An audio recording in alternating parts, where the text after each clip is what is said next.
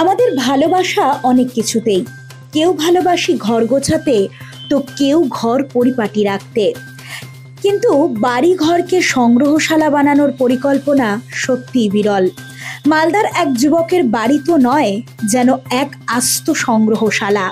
সেই সংগ্রহশালায় রয়েছে বিভিন্ন ঐতিহাসিক আমলের মুদ্রা সহ বহু দুর্লভ দুষ্প্রাপ্য সামগ্রীর ভাণ্ডার। এমনই নানান দুষ্প্রাপ্য সামগ্রীর সংগ্রহের নেশায় বিভোর হয়ে রয়েছেন মালদার ছেলে অম্লান চক্রবর্তী। তার বাড়ি মালদা শহরের রামকৃষ্ণ মিশন রোড এলাকায়। তিনি বিজ্ঞানের ছাত্র। বিজ্ঞান নিয়ে পড়াশোনা করে বর্তমানে চেন্নাইয়ে গবেষণা করছেন মাইক্রোবায়োলজির ওপর। তবে বিজ্ঞানের ছাত্র হলেও তার নেশা ইতিহাস নিয়ে চর্চা করা। সেই নেশা থেকেই তিনি বিভিন্ন ঐতিহাসিক আমলের মুদ্রা, দেশ বিদেশের ডাক টিকিট সহ নানান দুর্লভ দুষ্প্রাপ্য সামগ্রী সংগ্রহ করতে শুরু করেছেন।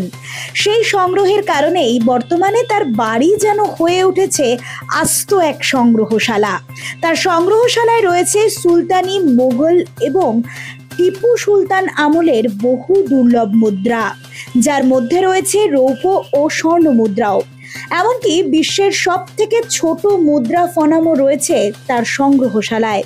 এছাড়াও রয়েছে প্রায় 150 বছর আগের হাতির দাঁত দিয়ে তৈরি অলংকার বাক্স, আতরদানি সহ নানান দুর্লভ দুষ্প্রাপ্য সামগ্রী, যা এক কথায় বেশ নজরকাড়া এবং আকর্ষণীয়, তা বলাই বাহুল্য। আমার ছোটবেলা থেকে স্কুল লাইফ থেকে অ্যান্টিকের প্রতি একটু ঝোঁক ছিল।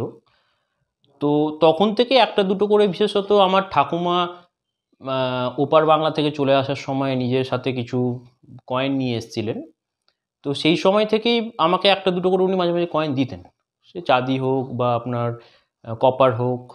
ওই সময় থেকে আমার মনের মধ্যে একটা ইন্টারেস্ট গ্রো করতে থাকে। তারপর বিভিন্ন সময় বিভিন্ন জায়গাতে যখনও গেছি সেখান থেকে কিছু বিদেশি কয়েন সংগ্রহ করেছি, বা যত দিন গেছে আস্তে আস্তে আমার সংগ্রহ বাড়তে থেকেছে। আর তখন হয়তো স্কুল লাইফে ইতিহাসের প্রতি যতটা না ইন্টারেস্ট পেতাম পড়তে, এই সংগ্রহ করার দরুন মানে ইতিহাসের সাথে এখন খুব একটা ভালোবাসা গড়ে উঠেছে। অনেক কিছুই মানে জানতে পারছি। সমস্ত অ্যান্টিক জিনিসই হচ্ছে গিয়ে আমাদের দেশের সম্পদ। হ্যাঁ, তো এখানে স্পেসিফিকভাবে কিছু গর্ব করার মতো ওইভাবে আমি বলাটা উচিত হবে না, কিন্তু সবই আমার কাছে গর্ব। আমি যেহেতু কালেকশন করছি, আমাদের কাছে প্রত্যেকটাই প্রিয় জিনিস। তবে যদি বিশেষভাবে উল্লেখ করতে বলেন তাহলে এই হাতির দাঁতের তৈরি এই গয়নার বাক্সটি আছে, যেটা আপনার কমপ্লিটলি হাতির দাঁতের তৈরি। এটা রাজস্থানী ঘরানাতে তৈরি হয়েছে। ওই সময়কার রানীরা এর মধ্যে অনেক ওই ছোটোখাটো গয়নাগুলো এর মধ্যে রাখতেন।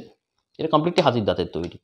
আরও যদি বিশেষভাবে কিছু বলতে চান তাহলে হচ্ছে গিয়ে এটা হুমায়ুনের সময়ের স্বর্ণমুদ্রা, যেটাকে আশরাফি বলে বা 1/20 মোহর বলে এটাকে। এটা যখন শেরশাহ ওনাকে বন্দিদশাতে পাঠিয়েছিলেন, তখন বাদাকশান বলে একটা জায়গা আছে, যেটা এখন বর্তমানে নর্থ ইস্ট আফগানিস্তানের মধ্যে পড়ছে।